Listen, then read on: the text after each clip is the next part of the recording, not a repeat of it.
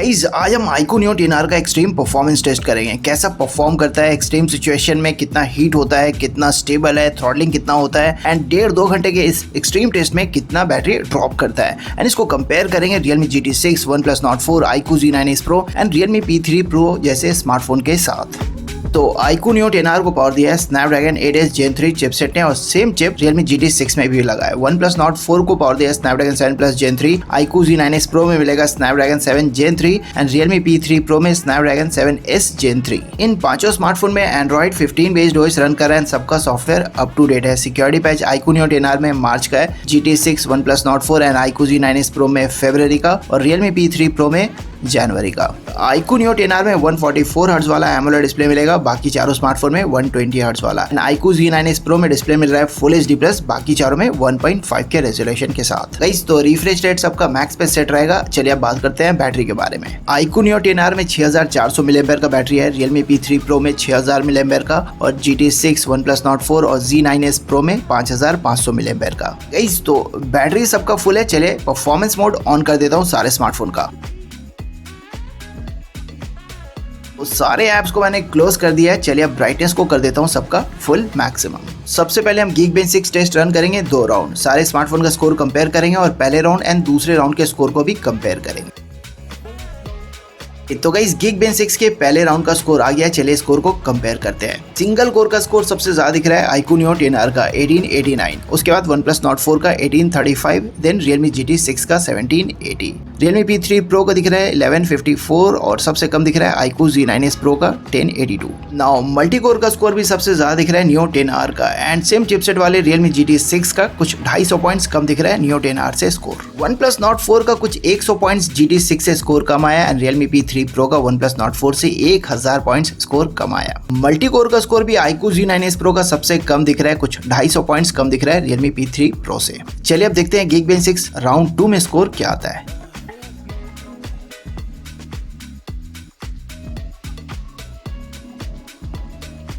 Body temperature सारे smartphone का 30-31 degree के आसपास था एंड अभी सबसे ज्यादा टेम्परेचर दिखा iQOO Neo 10R में 39 डिग्री के आसपास और सबसे कम Realme P3 Pro में 35 डिग्री के आसपास दिख रहा है। तो गाइस Geekbench के राउंड 2 का स्कोर आ गया। चले पहले राउंड के स्कोर से कंपेयर करके देखते हैं। iQOO Neo 10R में सिंगल कोर का स्कोर 1 पॉइंट बढ़ा है और मल्टी कोर का स्कोर 86 पॉइंट्स नीचे गया है। Realme GT6 का सिंगल कोर का स्कोर 27 पॉइंट्स नीचे गया है और मल्टी कोर का स्कोर 61 पॉइंट्स नीचे गया है। OnePlus Nord 4 का सिंगल कोर का स्कोर सेम दिख रहा है और मल्टी कोर का स्कोर थोड़ा ज्यादा 615 पॉइंट्स नीचे गया है। iQOO Z9S Pro का सिंगल कोर का स्कोर 60 पॉइंट्स ऊपर गया है और मल्टी कोर का स्कोर भी 107 पॉइंट्स ऊपर गया है एंड Realme P3 Pro का 54 पॉइंट्स ऊपर गया है और 21 पॉइंट्स मल्टी कोर का स्कोर नीचे गया है। तो गाइस सबसे ज्यादा स्टेबल दिखा iQOO Z9S Pro एंड सबसे ज्यादा ड्रॉप किया परफॉर्मेंस OnePlus Nord 4 ने मल्टी कोर में। तो चलिए अब AnTuTu बेंचमार्क टेस्ट रन करते हैं अगेन 2 राउंड। गाइस अगर आपको ऐसे कंपैरिजन वीडियो देखने में मजा आता है एंड फ्यूचर में भी आप ऐसे वीडियोस देखते रहना चाहते हो तो प्लीज चैनल को सब्सक्राइब करके सपोर्ट करना मत भूलना। 2 राउंड Geekbench और 1 राउंड AnTuTu के बाद अब बॉडी टेम्परेचर थोड़ा हाई हुआ है। iQOO Neo 10R में बॉडी टेम्परेचर 44 डिग्री मैक्सिमम दिखा और Realme GT6 का भी मोरलेस सेम 44 डिग्री के आसपास दिखा। Nord 4 का टेम्परेचर थोड़ा नीचे है, 41 डिग्री के आसपास मैक्सिमम टेम्परेचर दिखा इसका and iQOO Z9S Pro 39 degree. Realme P3 में भी बॉडी टेम्परेचर थोड़ा कम दिख रहा है, 39 डिग्री के आसपास मैक्सिमम दिखा इसमें भी। तो गाइस पहले राउंड का AnTuTu स्कोर आ गया है। चलिए स्कोर कंपेयर करते हैं। तो गाइस स्कोर सबसे ज्यादा दिख रहा है iQOO Neo 10R का 30,37,000, Realme GT6 का 12,50,000 के आसपास दिख रहा है, मतलब ऑलमोस्ट 1 लाख कम दिख रहा है GT6 का Neo 10R से score.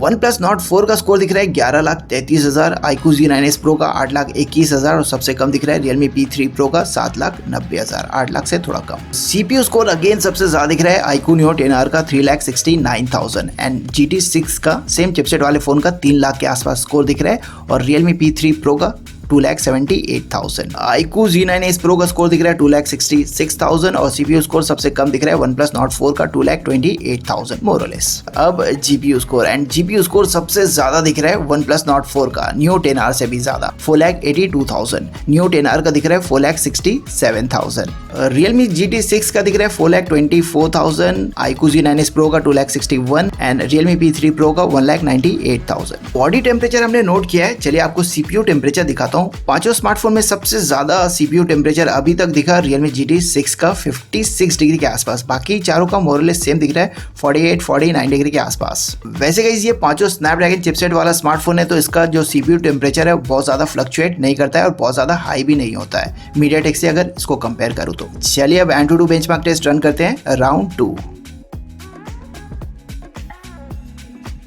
Body temperature iQOO Neo 10R का 30 डिग्री के आसपास था एंड अभी 45 डिग्री के आसपास मैक्सिमम दिखा। एंड Realme GT 6 का टेम्परेचर 31 डिग्री के आसपास था एंड अभी इसका मैक्सिमम टेम्परेचर 46 डिग्री के आसपास दिखा। OnePlus Nord 4 का टेम्परेचर 31 डिग्री के आसपास था एंड इसमें अभी मैक्सिमम टेम्परेचर 43 डिग्री के आसपास दिखा। एंड iQOO Z9S Pro का टेम्परेचर भी ज्यादा नहीं दिख रहा है, 30 के आसपास था और अभी 41 डिग्री के आसपास दिखा। और Realme P3 Pro का भी टेम्परेचर सेम ही दिख रहा है 41 डिग्री के आसपास, इसका भी टेम्परेचर 30 डिग्री के आसपास था। AnTuTu बेंचमार्क टेस्ट के राउंड 2 का स्कोर आ गया है। चलिए पहले राउंड के स्कोर से कंपेयर करके देखते हैं।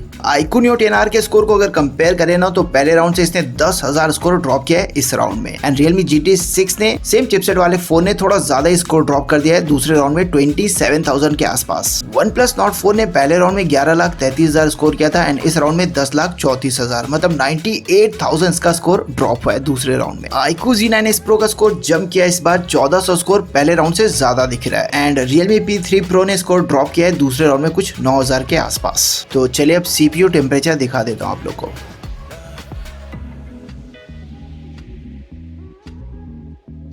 तो अभी तक iQOO Neo 10R ने 11% बैटरी ड्रॉप किया है, 89 पे दिख रहा है। Realme GT 6 85 पे दिख रहा है, 15% ड्रॉप किया बैटरी। OnePlus Nord 4 90 पे दिख रहा है, 10% ड्रॉप किया है। iQOO Z9S Pro 92 पे दिख रहा है, 8% ड्रॉप किया है। एंड Realme P3 Pro 89 पे दिख रहा है, 11% बैटरी ड्रॉप किया है अभी तक। अब चलिए CPU थ्रॉटलिंग टेस्ट रन करते हैं। पहला राउंड होगा 15 मिनट 50 थ्रेड्स का। CPU थ्रॉटलिंग टेस्ट के टाइम पे कुछ स्मार्टफोन का टेम्परेचर थोड़ा हाई हो जाता है एंड कुछ फोन्स अपना टेम्परेचर ड्रॉप कर देता है और ब्राइटनेस भी ड्रॉप हो जाता है।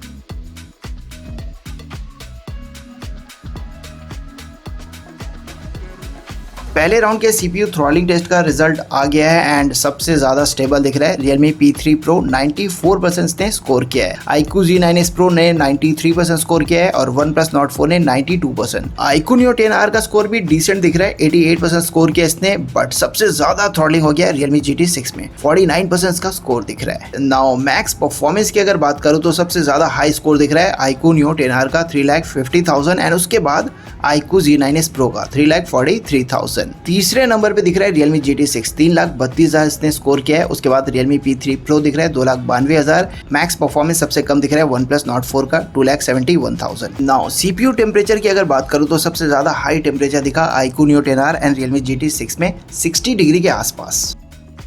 iQOO Z9S Pro का टेम्परेचर भी थोड़ा हाई गया है, 58 डिग्री इसमें मैक्सिमम दिखा और Realme P3 Pro में 55 डिग्री, OnePlus Nord 4 में 54 डिग्री। अब गई CPU throttling test round 2 30 minute 100 threads का।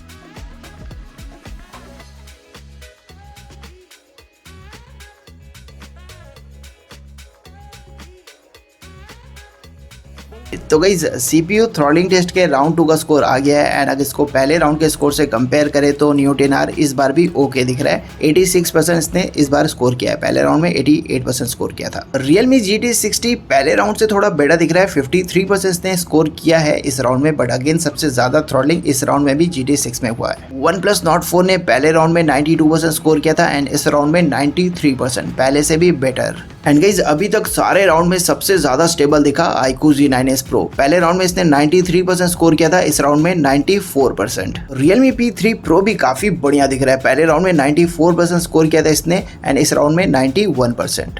अब गाइस बात करते हैं हीटिंग के बारे में, टेम्परेचर के बारे में। तो मैक्सिमम बॉडी टेम्परेचर सारे टेस्ट में अभी तक सबसे ज्यादा दिखा iQOO Z9s Pro में 48 डिग्री एंड उसके बाद iQOO Neo 10R में 47 डिग्री। Realme GT6 में मैक्सिमम टेम्परेचर 46 डिग्री के आसपास दिखा, OnePlus Nord 4 में 43 डिग्री और सबसे कम Realme P3 Pro में 41 डिग्री के आसपास। एंड CPU टेम्परेचर मैंने सबसे ज्यादा नोट किया iQOO Neo 10R और Realme GT6 का 60 डिग्री मैक्सिमम और iQOO Z9s Pro में 58 डिग्री। Realme P3 Pro में मैक्सिमम CPU टेम्परेचर 57 डिग्री के आसपास दिखा और सबसे कम OnePlus Nord 4 में 54 डिग्री। नाउ गाइस कुछ 1 घंटा 40-45 मिनट के एक्सट्रीम टेस्ट के बाद iQOO Neo 10R 73 पे दिख रहा है, 27% बैटरी ने ड्रॉप किया है 1728 mAh। Realme GT6 70 पे दिख रहा है, 30% ड्रॉप किया है 1650 mAh। OnePlus Nord 4 75 पे दिख रहा है, 25% ड्रॉप किया इसने बैटरी अभी तक 1375 mAh। iQOO Z9s Pro भी 75 पे दिख रहा है, 25% ड्रॉप किया बैटरी इसने 1375 mAh। And Realme P3 Pro 78 पे दिख रहा है, 22% बैटरी ड्रॉप किया है 1320 mAh। नाउ परफॉर्मेंस की अगर बात करूं तो सेम चिपसेट वाले iQOO Neo 10R ने Realme GT6 से बेटर परफॉर्म किया। Geekbench हो या फिर AnTuTu, उसका स्कोर GT6 से ज्यादा दिखा और ज्यादा स्टेबल भी दिखा Neo 10R।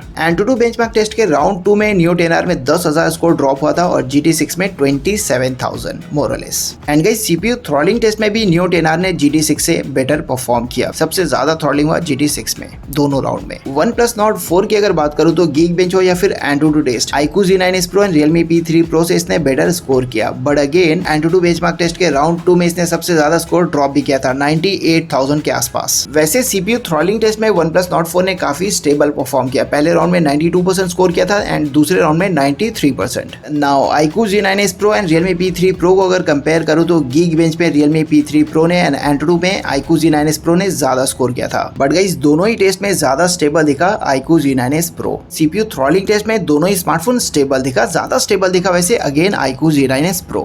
तो गाइस ये था इन पांचों स्मार्टफोन का एक्सट्रीम परफॉर्मेंस टेस्ट। तो अगर आपको वीडियो हेल्पफुल लगा तो प्लीज इसको लाइक और शेयर करना मत भूलना। थैंक्स फॉर वॉचिंग, फिर मिलेंगे नेक्स्ट वीडियो में। देखते रहिए i4 अनबॉक्स।